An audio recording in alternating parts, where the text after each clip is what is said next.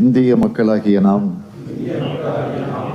இந்திய நாட்டினை இறையாண்மையும் சமநல சமுதாயமும் சமய சார்பின்மையும் மக்களாட்சி முறையையும் அமைந்ததொரு குடியரசாக நிறுவனவும் அதன் குடிமக்கள் அனைவரும் சமுதாய, பொருளியல், அரசியல் நீதி, எண்ணம், அதன் வெளியீடு, கோட்பாடு, சமய நம்பிக்கை, வழிபாடு இவற்றில் தன்னுரிமை, சமுதாய படிநிலை, வாய்ப்பு நலம் இவற்றில் சமன்மை ஆகியவற்றை எய்திட செய்யவும் அவர்கள் அனைவரிடமே தனி மனிதனின் மாண்பு, நாட்டு மக்களின் ஒற்றுமை,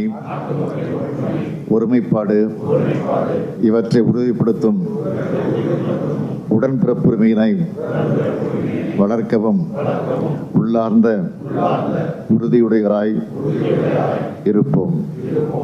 நன்றி.